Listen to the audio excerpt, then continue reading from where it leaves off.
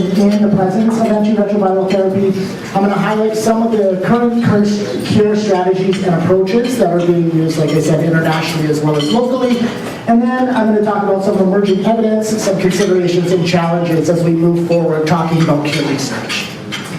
So first off, this slide is just to show you that antiretroviral therapy has done a lot for us. For people living with HIV, it's now said, this is 2010, so the numbers are up a little bit, but any person diagnosed at 20 can be expected to live for 55 more years, so up to 75. Now, that's, like I said, 2010, so as time has gone on and the new drugs come out, we're actually getting closer to the HIV negative person right here who 20 can live to about 80 is the average life expectancy.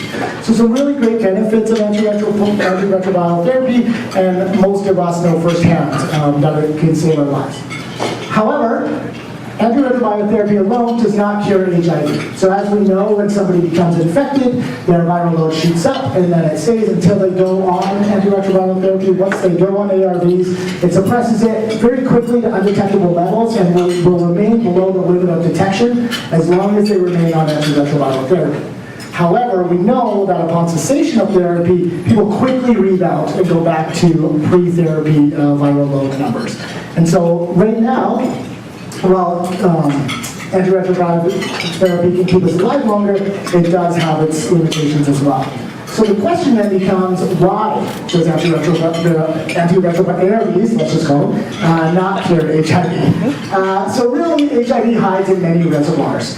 So there's cellular reservoirs and anatomical reservoirs, the key difference being that in the cellular, a lot of the ARVs can't penetrate that barrier. So we know that it can't penetrate the blood-brain barrier, which makes it essentially ineffective on those certain parts of the body. And then the main anatomical reservoir that people talk about is the central nervous system, and that's kind of the main area of focus in cure research. So people ask me this question all the time, why do we need a cure? If people are living equally as long and people are having near normal lives, why do we need a cure? Is it really that important? So for many people, you would say yes, and for many other people, you would surprisingly hear them say no. That people who have been a lot of long-term survivors, I heard at the conference stand up and say that's not their number one priority. Actually, aging with HIV, because they've been so accustomed to it, is their priority. So while we may have, and many people may have an interest in a cure, it's important to know that that's not everybody's interest. However, so why would we need it? Well, there's several reasons, and obviously I can't go through every single reason, but I'll give you the main ones that we thought. So first of all, we know there's criminalization and stigmatization. So without a cure, people, in the fact that transmission is still possible, it puts us at a disadvantage. So people living with HIV, as we all know, have a legal duty to disclose, and that really leads to further stigmatization, people not feeling accepted or being a part of the community. So hopefully a cure could help eradicate, probably not get rid of all of it, but would help eradicate some of the stigma and discrimination that goes on because of it. Secondly, access to antiretroviral therapy is lacking at best. So we know right now there's 36.9 million people infected with HIV in the world, and only about 15 million people have access to antiretroviral therapy. And those that do have access, a lot of the supplies aren't very stable. So it's not like in BC where we have great access and everyone can get to it, if they so choose. The supplies often get shipped or lost, and then people go without therapy for a long time. Obviously, this is more in developing countries, but something to really consider, because when we talk about a cure, we're not just talking about people in the Western world, we're talking about everybody that's HIV positive. We sometimes, and a lot of the scientists sometimes forget that it is a global thing, not just a Western thing, even though we do put a lot of the push for that. And then there's adherence. So we all know about adherence issues, that even if people do have access to ARVs, just like we do in BC, we know that adherence rates are subpar. So clearly a cure could really help with this, hopefully. We also know like drug toxicity and resistance. So taking meds every day for your life has an effect on your body. We also know that people living with HIV are disproportionately affected by mental health issues, substance abuse issues, as well as your organ health, so kidney health, liver health, and all that, bone health. And then finally, and we don't really like to talk about it, but there is the financial and economic burden of living with HIV. So we know that to sustain a person for their whole life of treatment averages out about $1.3 million for one person of treatment. So that, if there's 37 million people who are infected, that's a lot of money to go into treatment. It's not to say that it's not important and that money is the issue, but when we think about politics and the way that world works, this does play a big role. And there's also the economic burden of not having a cure. So having an episodic illness where people don't go to work, or people suffer from more issues and more mental health issues, which makes people not a part of the workforce, that is a burden on the economy. Again, it's not flashy and sexy, but it is the reality that we live in. So there have been a few glimmers of hope when we talk about cure research, and these, the cases that I'm going to talk to you about briefly right here are kind of the things that started this whole notion. Cure research prior to 2009 was very, very rarely talked about. In fact, most scientists would avoid the topic at all costs.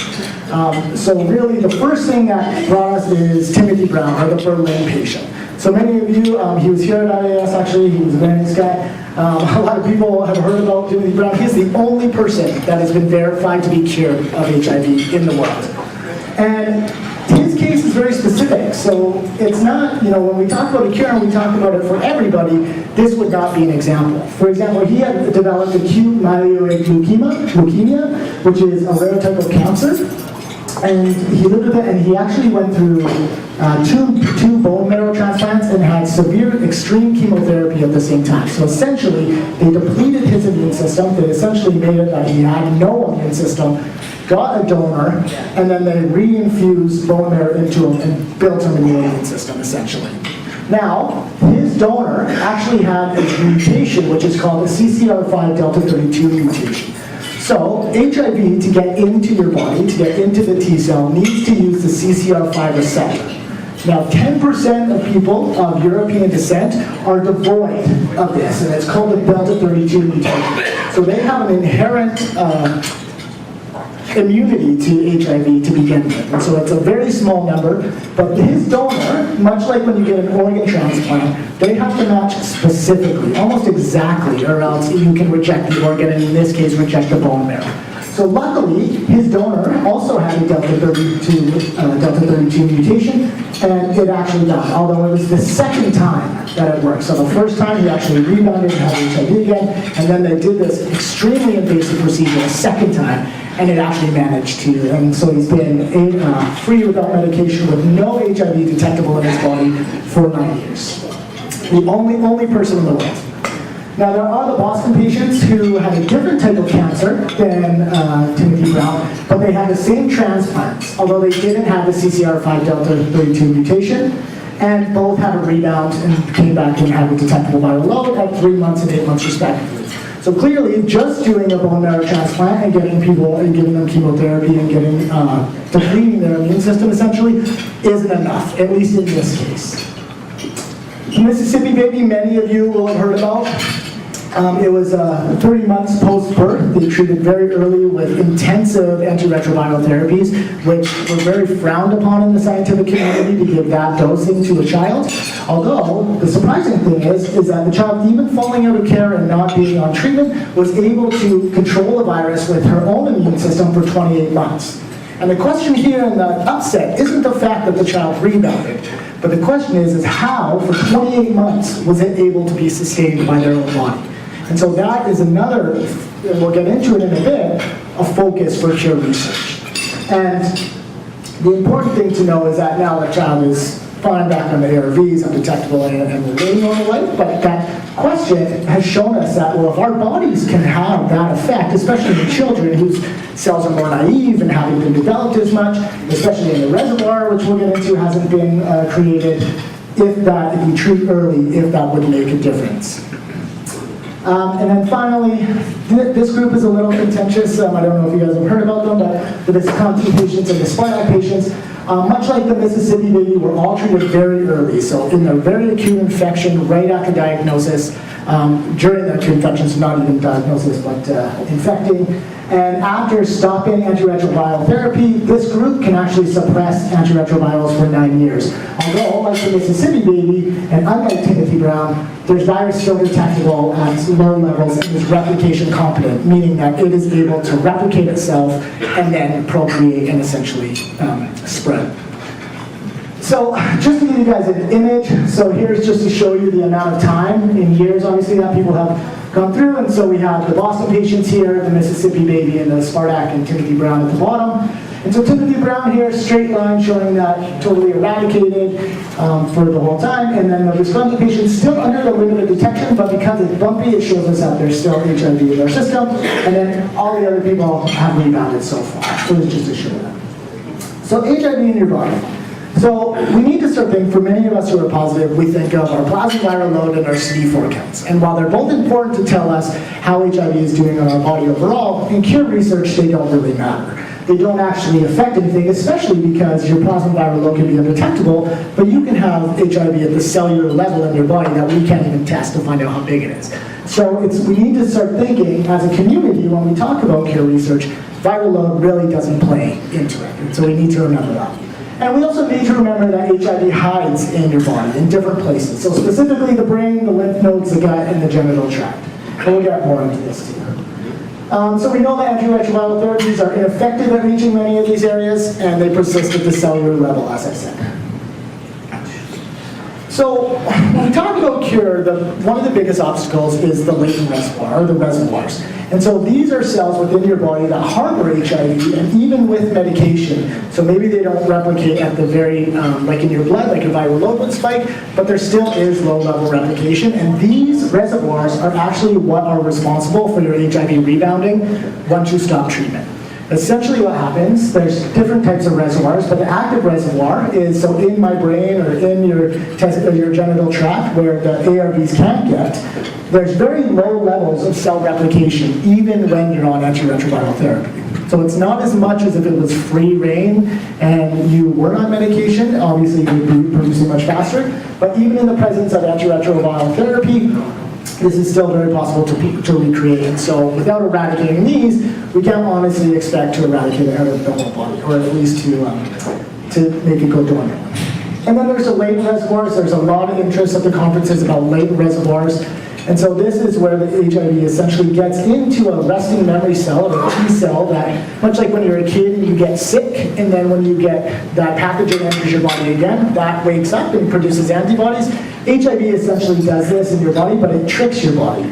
So it goes through, it hides essentially from your immune system, and then once it stops treatment and it realizes it can reproduce, it starts replicating itself again. And these latently infected cells are essentially invisible to the immune system. So your immune system alone is not enough to even know where they are or what they are. And then there's cellular reservoirs, like I mentioned, just happening at the cellular level that we haven't eradicated yet. There's a lot. One thing I will precursor everything to this. There's more questions than we have answers, and it's going to be like this for a while. But we'll get into it a bit more. Okay. So what are the barriers to the cure? I've kind of mentioned a couple of them again, but just to go over them.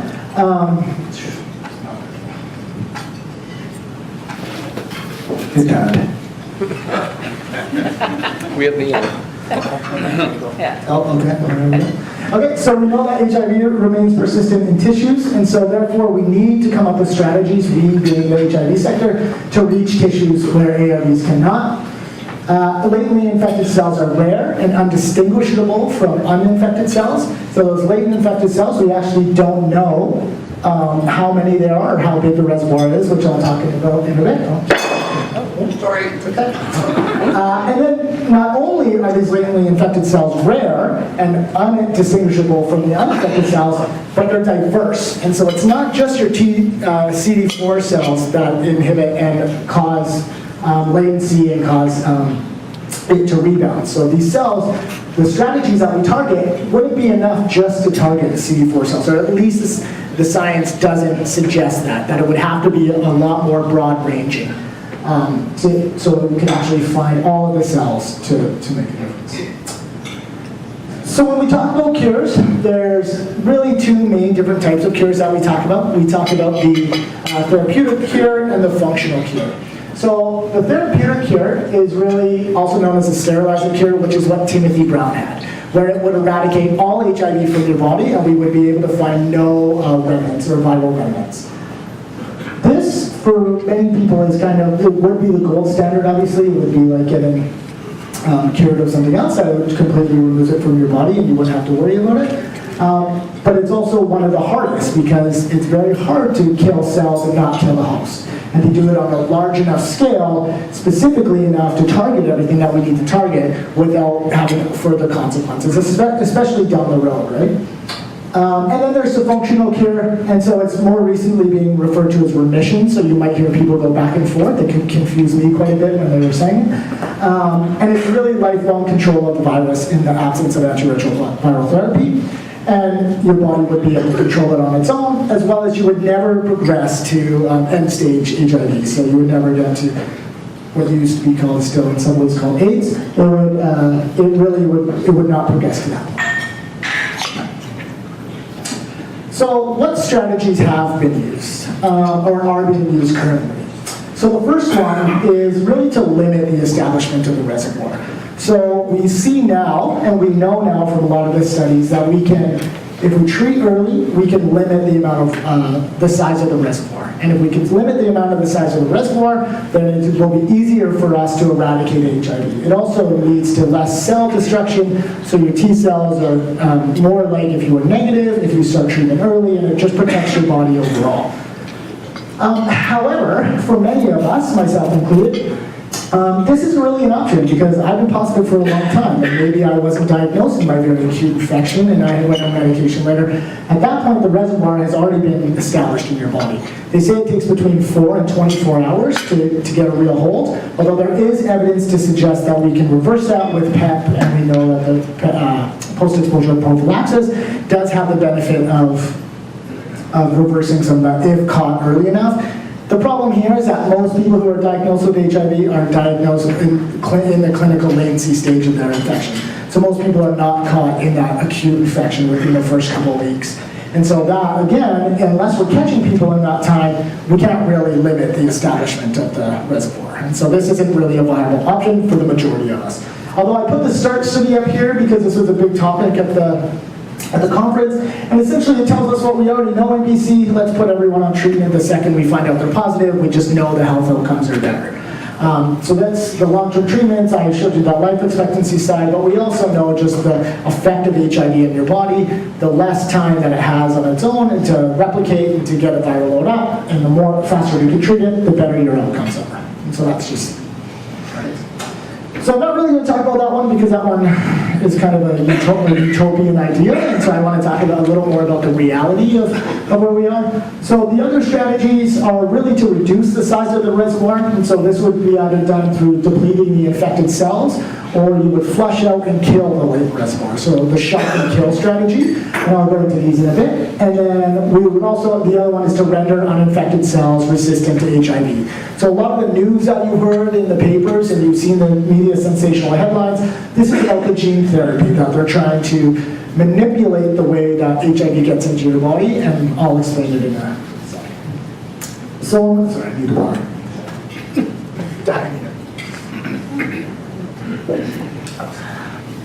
Okay, so when we talk about depleting the reservoirs, what the premise of this whole idea is to use specific molecules to go to target the latently infected cells. So the molecule would be specific enough to go in and know that there's a difference in the cell, and it would essentially activate that cell. So they would induce cell activation, and then they would send messages to the immune system for the immune system to come and kill. So we do know, like I said, about the Mississippi baby, that if somebody is treated early and their cells are appropriate, that it actually, our bodies can control it. And we do know that our bodies are quite good at controlling HIV because we can live a long time even without medication, although eventually the virus overpowers our body and then it leads to AIDS and death. But if we know that we can get these and they can induce the activation and we can deplete them, so the fact that they're maybe not as resilient and they can't replicate themselves fast enough, we could give the body a chance to fight it. However, if this is a reality, we'll likely need to boost the immune system with a vaccine or another alternative to assist in this process. So none of this has really been developed. There's one study that I saw that's going on right now where they're using a molecule based from gold, and it actually is showing a little bit of promise, but it's well off before any final results come. And then we have the shock and kill strategy, like I mentioned. And so here they really are using latency reversing agents. I'm just going to call them HDAC inhibitors because I can never pronounce that. And the main ones that they're using are romidepsin, vorinostat, and panobinostat, and these are actually latency reversing agents from cancer research. So these aren't new drugs that have been developed. It's because much like cancer, HIV hides in latent cells, and so these are actually shown to induce viral transcription.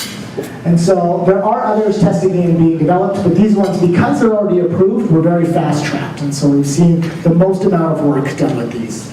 And then these long latency reversing agents, essentially they increase HIV transcription, so the ability of the virus to replicate, but it doesn't impact the size of the reservoir, so it just wakes it up. So there's clearly a safety concern when we talk about just waking it up, because if we sparkle a virus that's hiding latently in your body, that would send messages to your immune system, to your body, to go and fight it, and we wouldn't be able to control that. So this is very preliminary data that's being done, and most of this is done in cultures, and so there hasn't been an in-human study yet of any of this. And then, so once the cell is activated, we would either use antiretroviral therapy to stop replication of activated cells, or use another therapy or the natural immune system to signal removal of these, which we have seen, although again, it's still very preliminary. And it's important to know that latency reversal is necessary but not sufficient. So we know that we have to wake up the latent virus to do it, but just waking it up isn't enough to help us eradicate it. So we need to make sure that we're kind of doing both. And there's a lack, and I'll talk about it in a bit, but there's a lack of, or we're starting to see more scientists working together to come from different fields. And then we know, much like our medications, that a combination of latency reversing agents will most likely be needed to activate the virus, induce the virus to robust levels. So the other one, the gene therapy, is really to render uninfected cells to HIV. And so a few of the ways that they're doing this, of course, there's other ways too. But there's antibodies, and so you've seen again some of the media stuff is around the antibodies, CCR5 mutation blockers, and splicing. So one study that was shown was that they've actually took large volumes of blood from HIV-infected patients, 9 patients actually, and they enriched these CD4 cells with what's called a zinc finger. And the zinc finger essentially is it's a molecular receptor that cuts HIV. So it would cut the CCR5 receptor and it would edit it so you actually can't. So they can't bind, and therefore HIV can't get into the cell to procreate and replicate itself. So again, not very scalable if we think of every HIV positive person having to give huge amounts of blood. Also on top of that, it would be very hard to do it with just our lab capabilities in the sun. So this again is very preliminary. And then you would take these cells with this zinc finger attached to it and you would reinfuse it into the patient. And so they said out of 9 patients, 6 had a significant decay in the size of the reservoir. Now I want to share like a caveat when we talk about this, because number one, we don't know how big the reservoir is. So to say there was a significant display, we're kind of tooting our own horns. It's also the fact that this was done by a small biotech firm, so there is some skepticism on the validity of the data. Although if this does work, and if the CCR5 receptor could be cut and we could manipulate gene therapy, this could be a very promising approach to getting cured, because essentially the HIV wouldn't be able to enter your body and replicate itself, and then that virion would just die because it doesn't have a host. So then we have the Canadian approach, and the Canadian approach is unlike what's being done internationally. And it's called CanCure. So $8.75 million is funded through the Canadian Institute for Health Research, the Canadian Association for AIDS Research, and the International AIDS Society.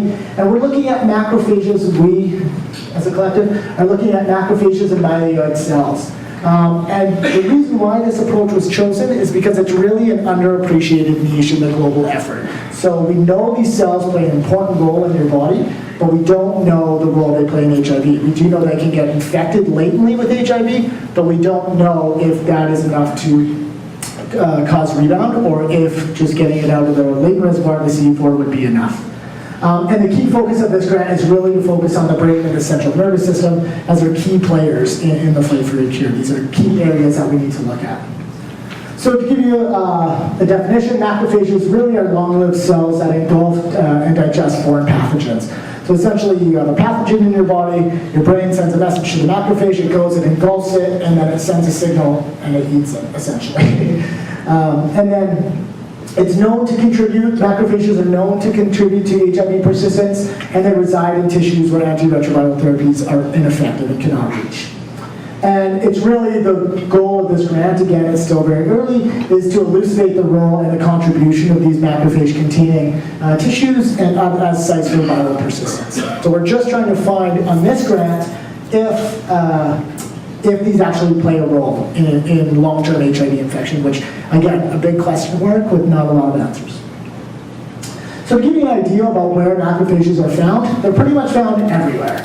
So this is why it's thought that they do play an important role, and they will be necessary to, when we talk about eradicating HIV, either as a functional cure or a sterilizing cure. But it really is, there's just so many questions that we have about them, because most of the science, it's important to know, is we don't know how our bodies work. As much as we know about ourselves, we don't know the cellular level of our bodies in many ways. And we definitely don't know how they react to certain viruses and why people progress to certain faster, and why people have, we are getting to know more, but again, there's still a lot of questions, not answers. Okay, so the last part of my talk, I'm kind of blowing through this. The last part of my talk is, I'm going to talk about some emerging evidence, and this is mostly kind of what I saw at the conference that I thought would be interesting, and then some considerations and some challenges as we move ahead to the future. It's important to know that all of the science that I've kind of highlighted here today, other than the exception of 1 or 2 specific clinical trials, are all done in non-human primate models, which means monkeys.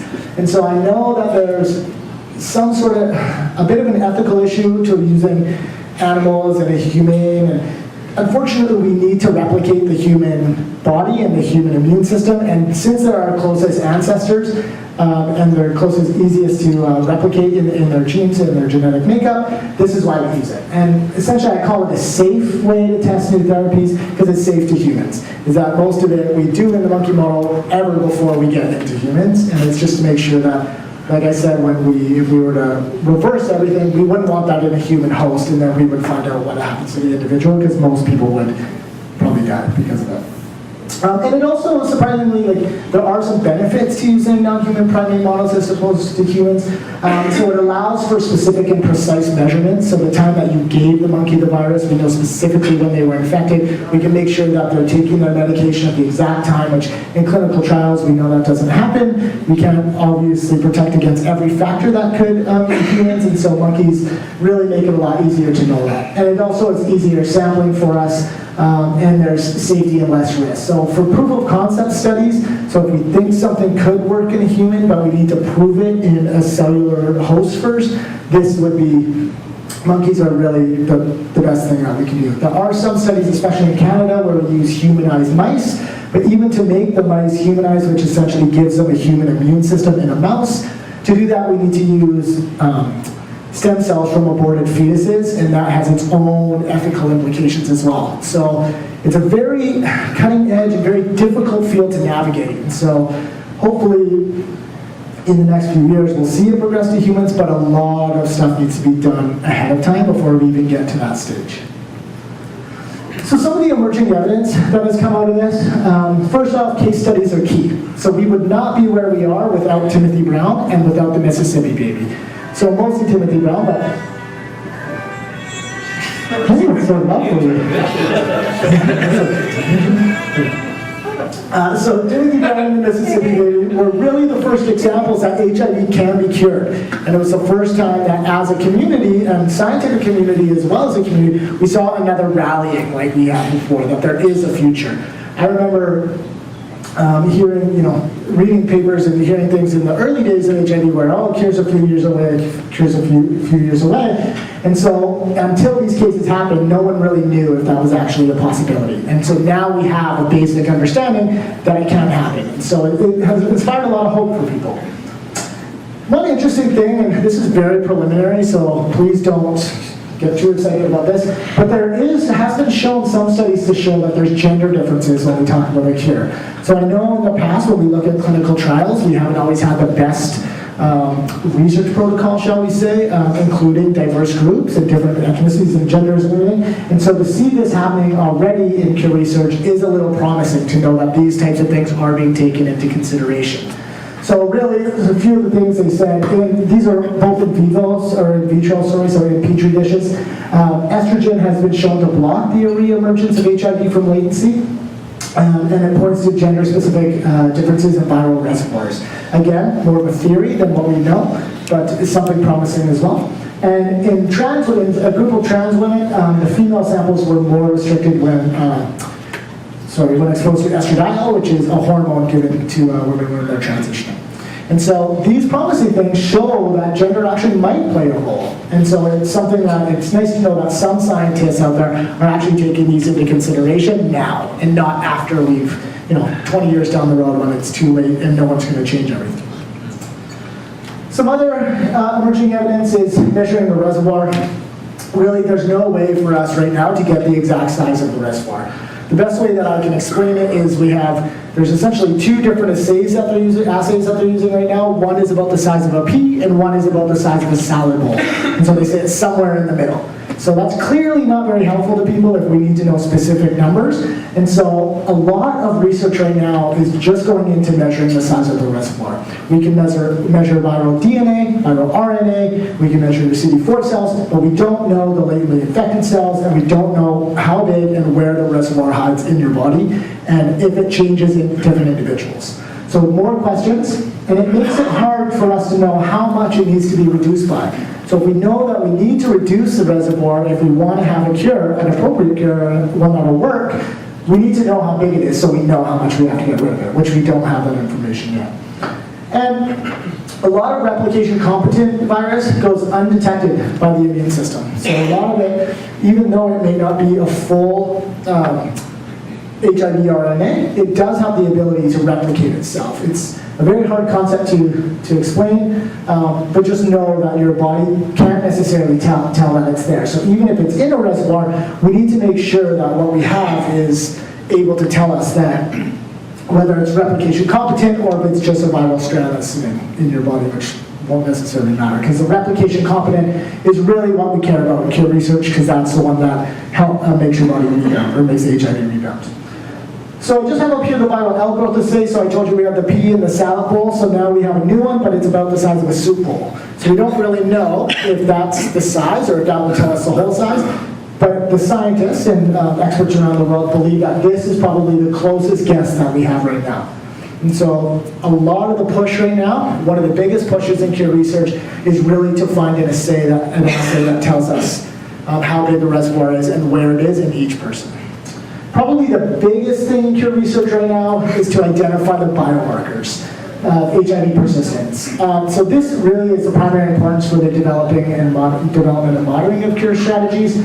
So tons of studies right now are using different markers, and different markers tell us different things. We could do the same study and using different markers and we could get different results. So it's very hard as a scientific community for people to understand and to be on the same page when they're not using the same language and the same markers. And so this probably is the biggest push right now in cure research, is to find out which biomarker. To give you an example, this is just some biomarkers. These are some biomarkers. These in no way are all of them. This actually mentions nothing about macrophage biomarkers or dendritic cells biomarkers, which we use in Canada. This is just to show you, so if we just use CD4 count, that would tell us very different than if we use how your immune checkpoints The thing I have up here, the asterisk CD4-CD8 ratio, one study has suggested that this ratio at zero conversion will help predict the amount of time it takes for you to rebound once you stop medication. Now, what does that tell us? Nothing, essentially, but it does tell us that there is a little more consensus in the scientific community towards finding biomarkers that actually do tell us the truth and give us a better picture of what's going on in the body. So clearly there are some safety concerns with all of this. I'm sure you've thought of a million yourself. But when we're shocking HIV out of latency in vitro, so in the petri dish, some cells expand and even produce even more virus. So as I was mentioning, if we did this in the host, in a human host, it would produce all this virus, and then it would essentially overload your immune system, and it wouldn't know how to react. And so it's a very dangerous thing to do. So clearly a big safety issue. And even in the stem cell transplants, which are probably the most invasive things that have been done, there are very low levels of virus can remain, causing it to rebound. So this is what is assumed, and I use that word largely, assumed in the Boston patients, that they think there were a few cells, and it could be, again, we don't have a specific number, but substantially less, and that still was responsible for it rebounding. And so we don't actually know if we have to eradicate every single cell out of a human being to get it on. That, again, that's not scalable, it's not feasible if we're talking about a wide-scale cure. And really the main thing is that all of these safety concerns must be answered prior to entering in human studies. So a lot of the studies that are going on now are strictly about safety, seeing if it works, seeing what the results are, understanding the cells. And actually, we're not even at the point yet that we can actually talk about a cure. We're still at this very safety protocols. And as we know, safety is very important. So partnerships, this was a huge underpinning thing at the conference, especially at Towards a Cure Symposium. So we need a much more concerted international effort. Other than the USA, very few countries actually invest in HIV cure research. So we may see the CanCare grant and think $9 million is quite a bit, but when we look at basic science, that'll get you about 5 years. So it's actually not that much. It's the lab time, and even to get the monkeys and to get the mice, and all, it's quite expensive. And so just without having that investment and that political buy-in makes it a lot harder for people to do that work. And a lot harder to get results. We must move beyond the silos, so up until fairly recently, you wouldn't see an immunologist working with a virologist, working with a clinician, working with a community member. You just wouldn't see that. We are starting to see a little more of these silos being broken down. So if we think that we need to shock and kill the virus, people who are now shocking are starting to talk to the people who are killing and vice versa. And so hopefully as these partnerships start developing, we will see some more. But everyone kind of works in their own bubble. And so therefore the sharing of information must be increased. Some pharmaceutical companies have actually created what are called material transfer agreements, which says you can use my patent essentially and my tool, but you have to give me credit for it, but you're allowed to use it, so you're not having to reinvent the wheel every time. This is not perfected by any means, and it doesn't happen enough, and so it's quite a hurdle when we talk about cure research, because everyone works in their own individual, and people don't want to share with each other. The reason being is that there's a real tension between scientific discovery and collaboration. So we want you to work together, but everyone wants to be the person to cure HIV. And so it's very hard for scientists whose whole lives have gone into this type of research to actually want to just give it away, essentially. Not that they would, but competition breeds that type of mentality, and we just see it through and through, and people don't want to share, and they don't want to talk to other people. And we even see it in our own community, not on the scientific level, where people do their own thing. So this needs to stop, or at least be greatly diminished if we actually want to move forward as much as we do.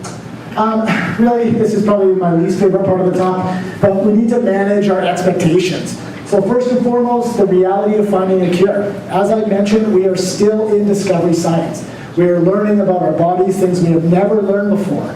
So we need to remember that this discovery science takes a long time. It takes years. It takes different methods that haven't even been created yet. We need to come up with these methods so then we can start moving forward.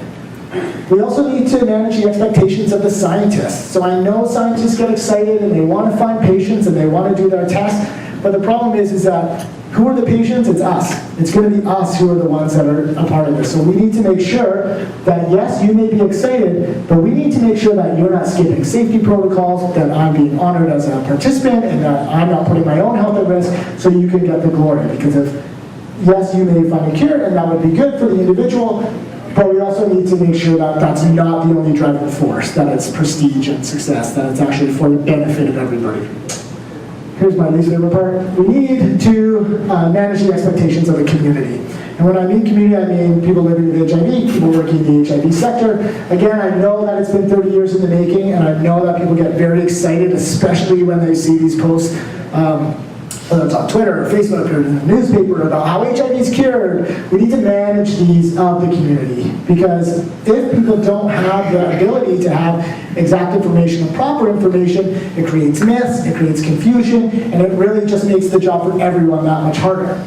And we need to really work as a community, and this is what I truly believe, to really kind of temper this sensational media claims. Because it not only does it confuse stuff for us, it confuses stuff for out there, and for the people who have no idea and have no vested interest. And if they think that it's cured, then they don't care to participate anymore, and they don't care to put the money towards it. And that goes for policymakers, goes for governments, and that goes for individuals. So this is really a big thing that I feel as a community we should be trying to think about ways that we can temper the language. And as scientists too, not just us, but if scientists publish a result, it shouldn't just be, oh yes, cured, and they're okay with that. They should be able to say that's not what I said, and to make sure that the information being presented to people is accurate and appropriate. And we also have to remember that from discovery to market, we don't know how long it's going to be. Even if we found a cure tomorrow, it would take a minimum 5 years to be in the hands of people. So we have to remember that these timelines are not done in weeks or months, but they're done on a yearly basis. Even if we look at medication, to get a new antiretroviral therapy, you're looking at least 3 to 5 years. So these 3 to 5 years timelines, those are what we really need to be considering, and it's not going to be tomorrow. I hate to be the bearer of bad news, but the chances that it's going to be tomorrow are very slim. And even if it was found tomorrow, it would not be in our hands tomorrow. So where do we go forward? Where do we go from here? First off, we need to continue community consultation. We need to address the counterproductive messages that we have. So we want people to come out, we want people to talk about being positive, we want people to be invested in their own health and looking for a cure. This is very hard to do when we have criminalization and stigmatization. It scares people back, and all it does is make our job harder. So we need to continue talking to the community so we really can make sure that these are tempered right away. And then it needs to be done from the outset. So much like I said about clinical trials, this isn't something that 5-10 years from now we're going to be like, oh, now let's get a community advisory board to tell us how great we are. This is actually going to be about having people sitting down, talking about these things, talking about issues that we as a positive community care about, and relaying that message to the scientists in a way so they actually have a vested interest to include us in the process. So we hopefully will have some more cure capacity building activities. So I know many of you were at the interactive stigma workshop. I'm hoping if our grant is successful, that we'll actually be doing another one of those around cure research, and we'll actually be helping to get feedback and creating things that we as a community and information to send out and to talk to people and getting yours what you would expect for a cure, and how you would like to be informed of updated research and the science, and how everyone wants to be included. Because again, like I said, this needs to be done from the outset. This isn't. And we also, sorry, I'm going fast. And we also need to remember the larger sector. So we need to remember the policymakers and the clinicians and everyone in it. Because if we can't regulate it, then again, we're doing ourselves a disservice and we're making our job that much harder.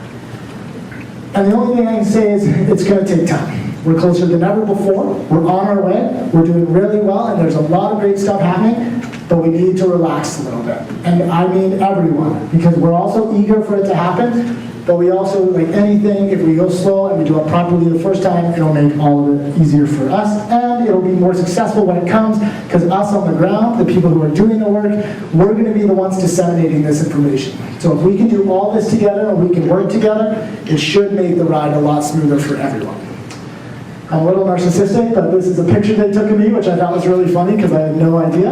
And I just wanted to thank all the people who have helped me, specifically Robert Reinhardt, and then all the scientists and some of the community members from CANCURE who let me go to this and paid for me. So thank you. Thank you.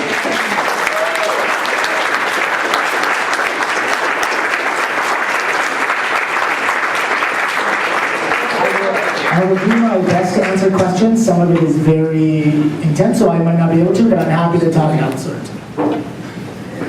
Hello. Before we open it up to questions for Jonathan, I'm just going to say that I neglected my duties as a host earlier, and I forgot to mention a few things. And unfortunately, a phone went off in the middle of the presentation. That's on me because I forgot to remind you to turn your phones off for that. Also, I just want to point out that there's a lot of information that Jonathan covered, and it will be videotaped and will be on the Positive Living BC's website, so that people can go back and take a look at this, because that's an amazing amount of information.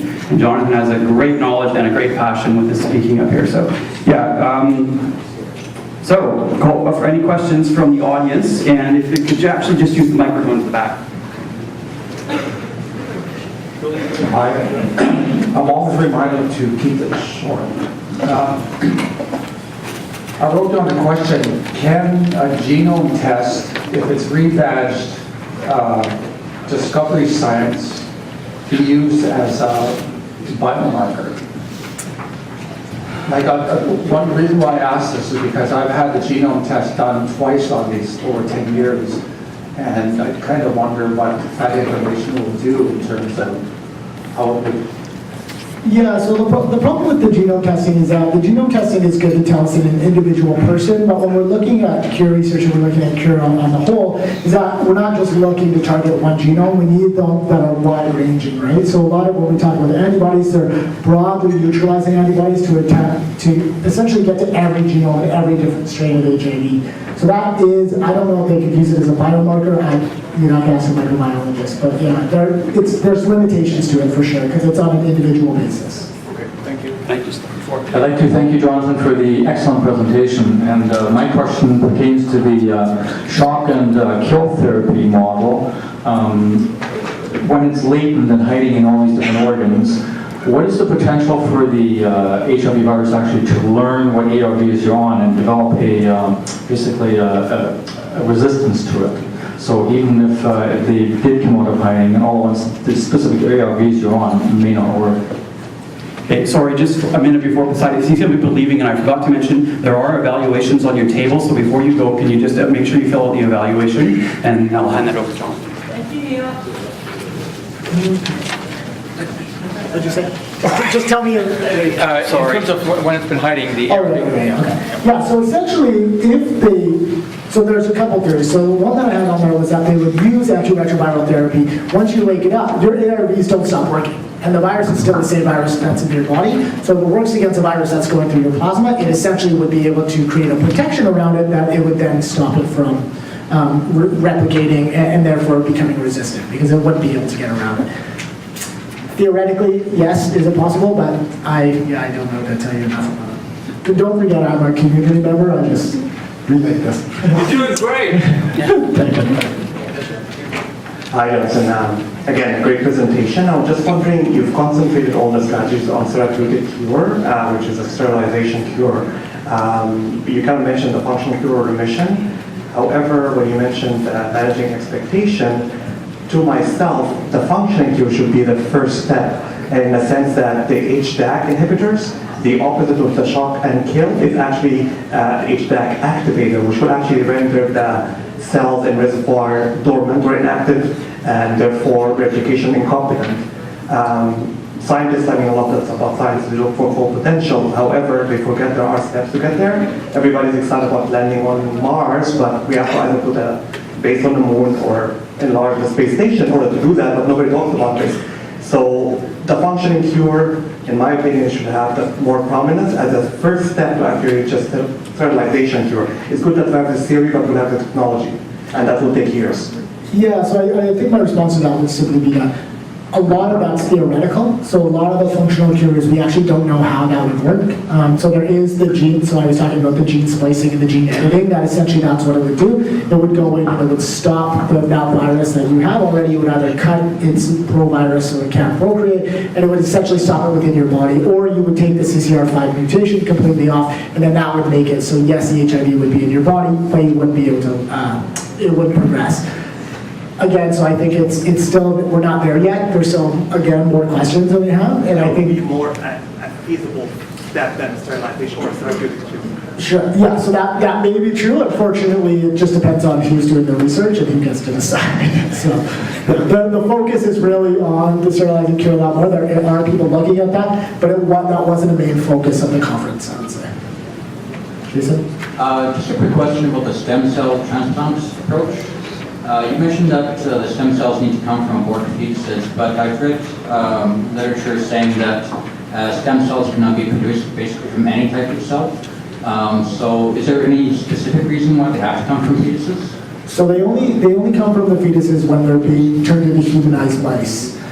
So when the stem cell transplant for Timothy Brown, as well as the Boston patients, those were from humans. So those were bone marrow transplants from humans, which therefore have stem cells in it.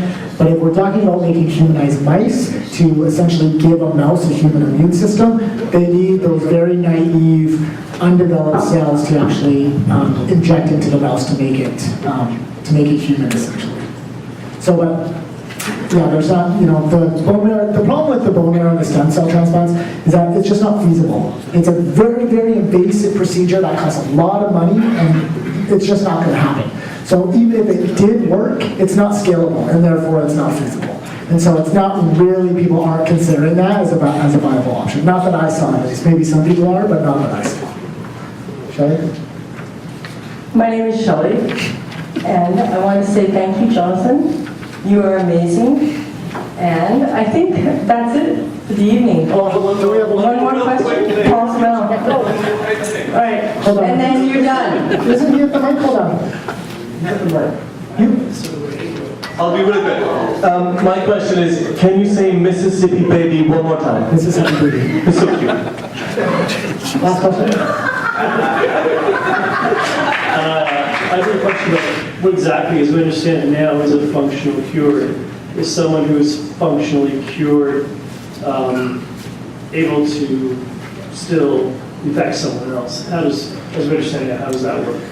Yeah, so that's, I honestly, I don't have an answer for you on that. Is that theoretically, they would not be able to because it would stop the virus from replicating, which therefore, even if they got into another host, it would already be unable to replicate itself.